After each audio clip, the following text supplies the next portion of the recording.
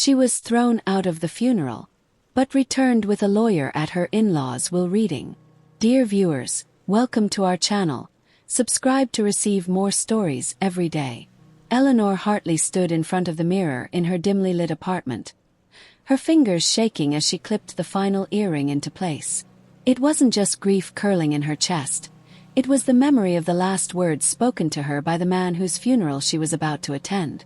"I should have had a daughter like you," Gerald Hartley had whispered just 2 weeks before he passed. "You're the only one who's been decent to me. I'm going to make it right." And she believed him. She believed him even after the divorce. Even after Mason. Her ex-husband had always been charming in public, polished, well-spoken, and disgustingly photogenic. But behind closed doors, Mason Hartley was as cold as his father was warm. Their marriage had crumbled under the weight of quiet, emotional cruelty. No bruises, no screaming, just the slow, methodical way he chipped away at her confidence, her joy, her sense of self. The final blow came not from Mason, but from the one man she never expected to side with her. Gerald. She remembered the day she'd visited him in the hospital, alone after the separation papers had been filed but before the divorce was finalized. Gerald had looked older than his years, with an oxygen tube in his nose and monitors clicking around him like a countdown. He had asked her to come. Mason hadn't. "I know what he's like," Gerald had said that day. "I've known it longer than you, I'm ashamed to say. He takes after his mother when it comes to pride, and me when it comes to punishment. You didn't deserve this, Ellie." Lee. No one called her that anymore. He'd gripped her hand and pulled her closer. "You took care of me, sat with me when no one else would. You reminded me I still had some dignity left. I told my lawyer what I wanted. I made it official.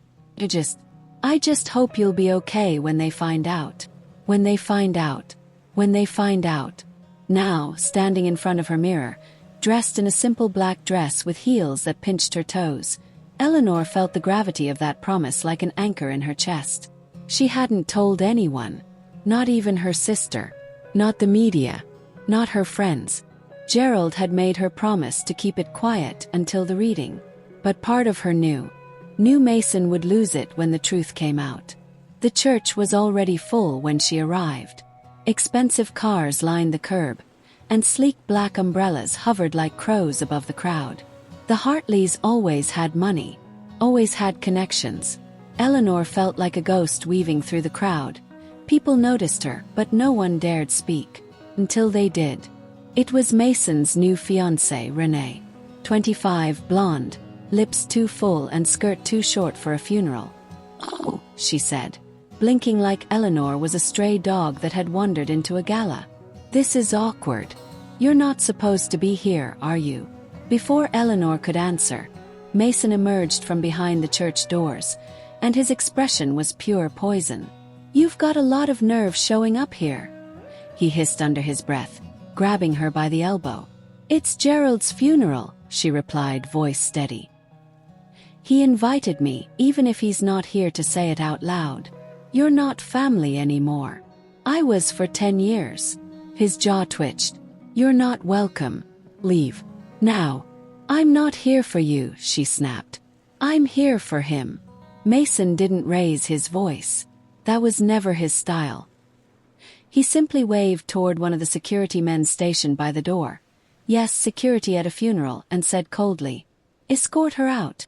Eleanor's heels clicked against the stone path as she was removed, the murmurs behind her swelling like a tide of judgment. She didn't cry. Not there. Not in front of them. She drove home with both hands clenched on the steering wheel, breath shallow, stomach twisted. They thought it was over. Mason thought he had erased her. But the truth was waiting at the lawyer's office. 3 days later, the Hartley family gathered for the will reading. Eleanor arrived 10 minutes early. Alone again, but this time not without backup. Julian Marks, a discreet, sharp-suited estate attorney, stood by her side. He carried a briefcase and a sealed envelope. The receptionist looked nervous as she escorted them to the conference room. The Hartley family was already seated when Eleanor entered. Mason did a double take, his face darkening instantly. Renee clutched his arm like a baby koala sensing a storm. "What the hell is she doing here?" Mason demanded. Julian stepped forward. "My client is here at the request of the deceased and his legal counsel. If you have an objection, you can address it with the court." The family lawyer, an older man named Fred Langley, cleared his throat. "She's allowed to be here. In fact, she must be here." Eleanor took a seat at the end of the table. No one greeted her. No one even looked at her. Langley adjusted his glasses. Gerald Hartley updated his will 2 weeks before his passing. That version supersedes all previous documents. "We'll begin with the reading." The room went still. Langley opened the file and began reading aloud. Gerald's voice came through in Langley's steady, monotone cadence. "To my son Mason, I leave my vintage car collection and access to the family cabin. To my niece Sandra, I leave $50,000 for the care you've provided.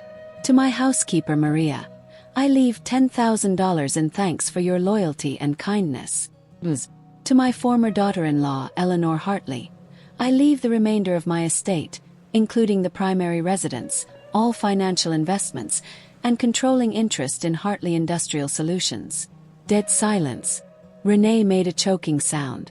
Mason rose to his feet so violently that his chair tipped over. "What the hell is this? This is a joke. She's not even part of the family anymore." Fred Langley didn't flinch. "It is signed, notarized, and witnessed. Dated. Valid. She manipulated him. He was weak. He was sick." Mason's voice cracked with fury. Julian calmly opened his briefcase and laid out a document. "There's also a signed video deposition. Mr. Hartley's lawyer and physician were present. Your accusations hold no merit. You're not getting away with this," Mason growled at Eleanor. "I didn't take anything from you," she said, standing to face him. "Your father gave it. Because he saw you for who you really are." The drive home from the will reading was quiet, but Eleanor's heart wasn't. She had barely touched the steering wheel. Her fingers just rested there, frozen, like her body couldn't quite catch up to what had just happened. Gerald had actually done it. Everything he promised her in that hospital bed. He followed through. And now she had a problem that looked a lot like victory.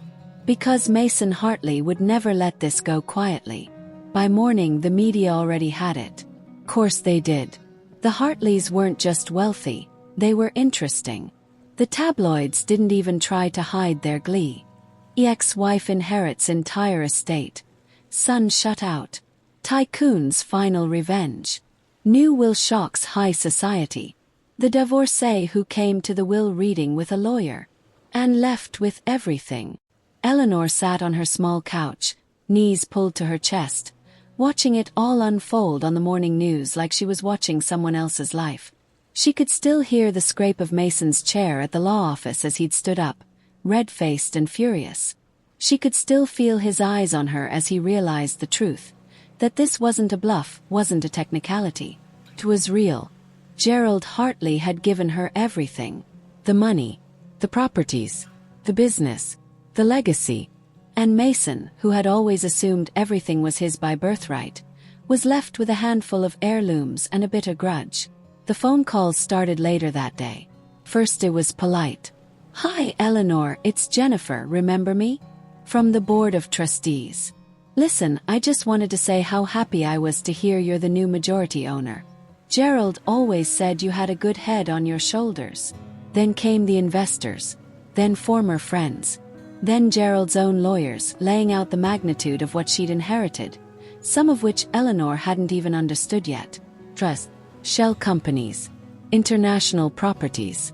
Gerald had not only given her everything, he'd prepared everything. It was overwhelming. And in between the calls, the emails, the non-stop notifications, there was one she hadn't expected.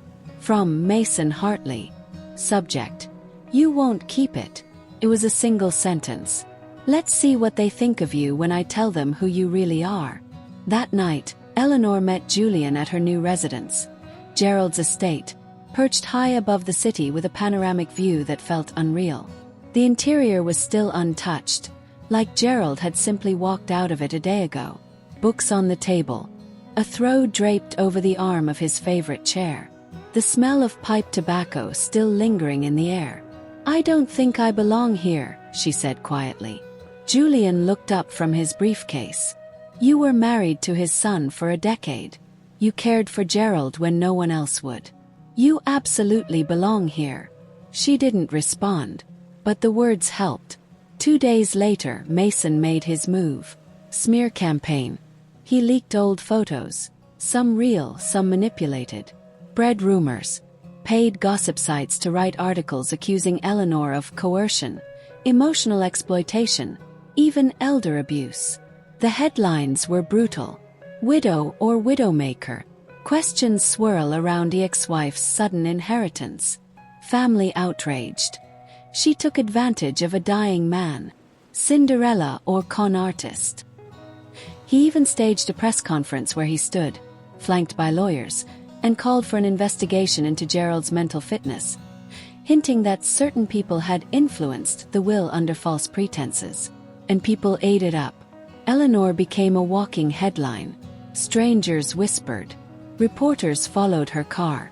Even people who had once called her a friend now sent her cautious texts, pretending to check in, but really just fishing for dirt. She felt the walls closing in. Until she opened the safe. Gerald had told her about it during their last visit in the hospital.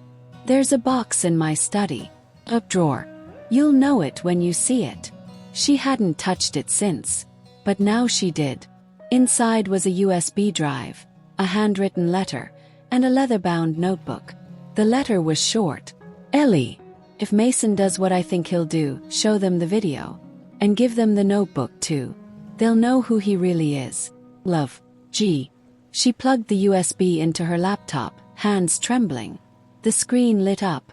A video file titled "For the Board." The footage opened on Gerald sitting in that same study, looking tired but clear-eyed. "I don't want to leave a mess," he said. "But I need people to understand something. If this video is being shown, it means my son is challenging my wishes. And to that I say, too bad. I know what kind of man he is." He held up a stack of papers, the same notebook Eleanor held now. "This is a record of every unethical business decision Mason made. Every illegal favor he asked me to cover. Every time he funneled money through third parties to avoid taxes, or cut corners that hurt workers. Kept it. I always kept it." He looked straight into the camera. "Eleanor has it now." Julian presented the notebook and video at the next board meeting. He didn't say much. He didn't have to. Gerald's words did the work. The board was stunned, not just by the corruption, but by Gerald's calm, deliberate cataloging of it all. He hadn't just been angry with Mason. He had been watching him, documenting him, preparing. By the time the meeting ended, the board had passed a unanimous resolution. Mason Hartley was permanently barred from holding any executive role in Hartley Industrial Solutions. Eleanor, now majority shareholder and interim CEO, was given full executive authority. When she walked out of the building that day, paparazzi were waiting. But she didn't flinch. Not anymore. The ink had barely dried on the board's resolution when Mason struck again. But this time, it wasn't with gossip or grandstanding. It was with a lawsuit. He wasn't just contesting the will anymore. He was accusing Eleanor of fraud, coercion, and defamation. He filed in federal court, claimed damages to reputation and income, and tried to freeze the company's assets again, claiming she was acting out of personal vengeance. It was bold, desperate, dangerous, but it didn't surprise her. Julian read through the documents and simply sighed. He's not trying to win anymore. He's trying to exhaust you. Eleanor didn't blink. Then we don't give him that satisfaction. Still, the pressure was relentless. Mason began shopping his story to television networks, posing as the betrayed son, painting Eleanor as an opportunist who swooped in during his father's final days and brainwashed him. And while the public had begun shifting sympathy back toward Eleanor, there were still whispers.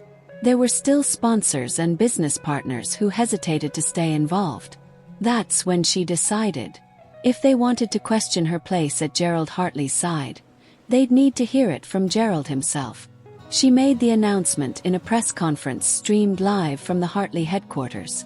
Reporters packed the room, their questions already sharpened. But Eleanor stood calmly behind the podium, black blazer crisp, makeup simple. She waited until they quieted. Then she said, "There's been speculation about my relationship with Gerald Hartley, about the legitimacy of his will, about my role in his final months. So today, I'd like to let Gerald speak for himself." She hit play.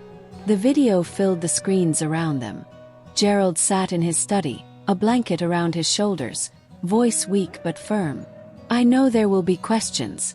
I know Mason will throw everything at her. But understand this.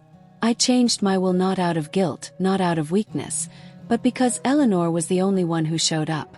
When I was sick, when I was scared, when I was losing my breath, she was there. My son was not." The silence in the room was total. One reporter sniffled. Another dropped her pen. Gerald continued, "And if Mason still believes he deserves this company, then let him earn it. Let him do the work. I gave it to Eleanor because she already did." The video went viral.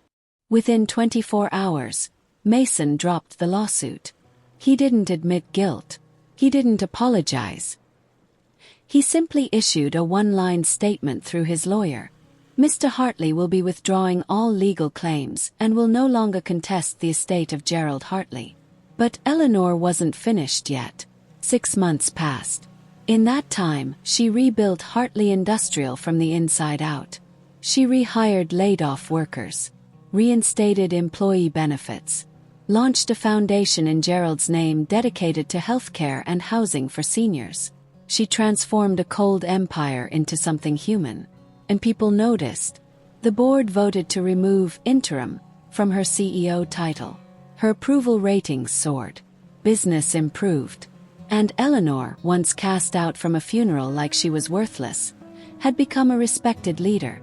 But there was still one last thing to do. The invitation arrived by courier. Mason almost didn't open it. But curiosity was his weakness. It was an embossed letterhead. Clean. Formal. Signed by Eleanor. "You are invited to attend the public unveiling of the Hartley Legacy Foundation, dedicated to Gerald Hartley and his vision for a more ethical future. There will be a ceremony at the company headquarters followed by a private reception. Dress code, formal." He showed up. Of course he did. And he walked into a room full of people who no longer looked at him with awe, but with carefully restrained tolerance. Eleanor took the stage in a midnight blue dress, her voice clear and unwavering. "I wasn't born into this legacy," she said. "I wasn't handed power. I was given trust. Gerald believed in me when others turned away. And that's a debt I'll spend the rest of my life repaying." She paused, eyes flicking to the front row where Mason sat stiffly beside Renee, who now looked distinctly out of place.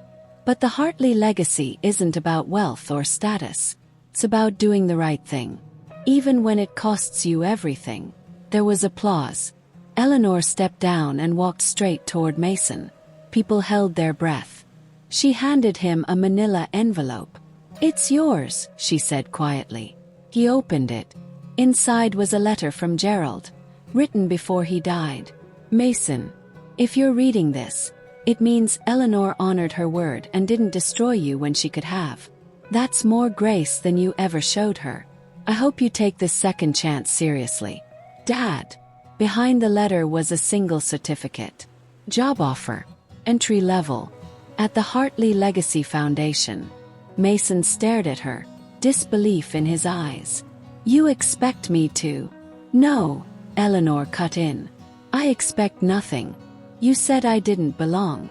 That I was nothing without your name. And yet, here we are." She turned to leave, then added over her shoulder. "This was never about revenge. It was about redemption. Whether you want yours or not is up to you. That night, Eleanor stood in Gerald's old study. The house was quiet. Her house. She poured a glass of wine, looked out over the city lights, and let the peace wash over her. She hadn't just survived. She had outlasted. And somewhere, if there was such a thing as justice beyond the grave, Gerald Hartley was watching. Proud. Dear viewers, thank you for watching. If you like this story, please subscribe to our channel to receive more stories every day. Share with us what you think of this story and tell us where you're watching from.